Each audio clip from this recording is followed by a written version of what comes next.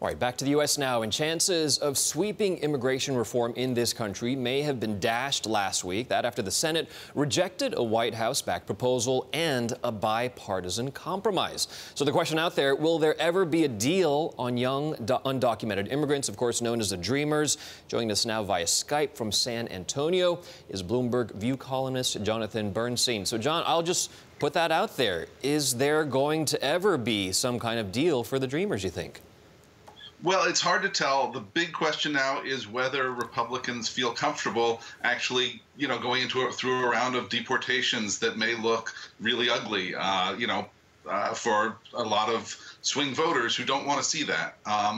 But the votes were there for a compromise that got to around 54 votes, which is way short of 60. And there's no way that right now there seems to be majority in the House either. So, it doesn't look very good right now for a deal. Yeah, a lot of reports out there say that this is pretty much dead for this year.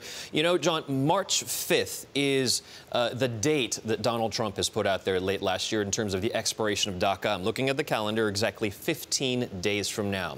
If there's nothing that happens between then and now, what will happen to the Dreamers?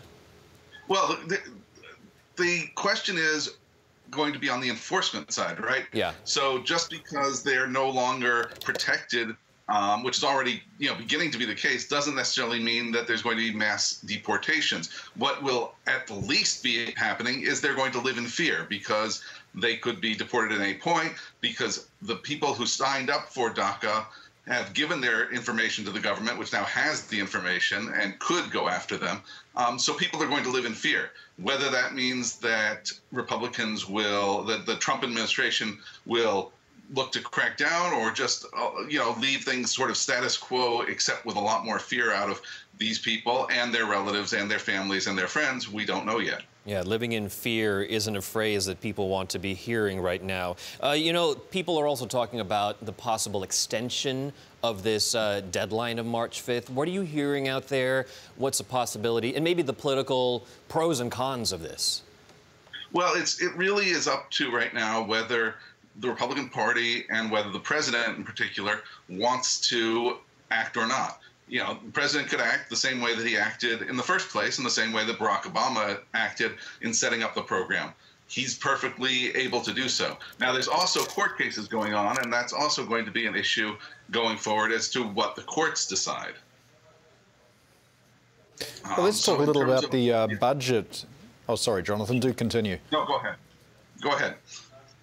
I was just wanting to ask you about the budget that's been put forward. Contains some pretty large deficits, but the president nor the Republicans seem particularly concerned about that, do they? No, the Republicans, as far as I can tell, have been the big deficit party since about 1978 or so. So there's nothing really new here. Republicans tend to care a lot about certain types of domestic spending. They're against those things, but they've been for tax cuts, and they've been for larger military spending, and also some larger domestic spending. Again, there's nothing real different here, except that the actual budget that the president put forward is pretty much going in the garbage can. Nobody's paying much attention to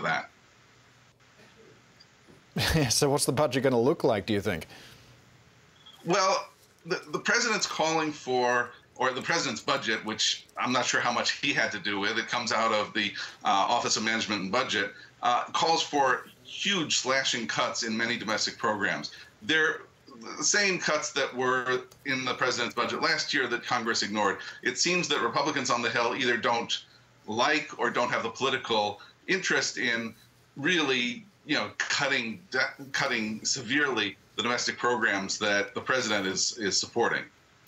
Jonathan, I want to talk about what's been happening over the past few days over in Parkland, Florida, with the most recent mass shooting here. I bring this up especially for our Australia viewers because more than 2 decades ago, of course, there was this huge buyback program there that was hugely successful. What do you think could happen in the United States? I know there are so many skeptics out there that say that this is not possible, but let's say for the sake of a matter that something could be possible. What would need to happen here? I'm not an expert on the specifics of gun control. What I can talk about is the politics of it, which is the same as it's been probably for years, which is that the vast majority of American people want tougher gun safety laws, but they don't want it all that much. Whereas the intense minority who supports unlimited guns, no control whatsoever, have always carried the day. Yeah, one really interesting thing is that, when these things happen, of course, you're seeing this vigil, candlelight vigil here about what's been happening recently. But on Facebook, on Twitter, everyone says, many people at least say that something needs to be done. Every Town for Gun Safety, which is a nonprofit, of course, for transparency reasons, backed by Mike Bloomberg, people say that they want to do even more. But if not from the federal level, you think this could happen from the grassroots level, from the state level here, really? It certainly is possible that you're going to see movement in the states. After the Connecticut shooting a few years ago, Barack Obama and the Democrats put on a big push at the federal level and were completely unsuccessful. It got filibustered in the Senate and had no chance in the Republican House at the time anyway.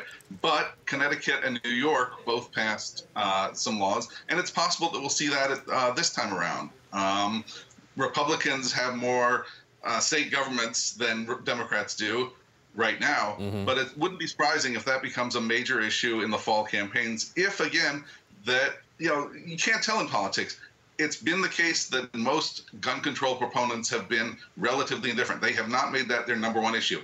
If that changes, if you see mass rallies that keep going, if you see people who make that their single issue, then the politics of it could change, fairly rapidly. At least at the state Jonathan, level, what are the chances?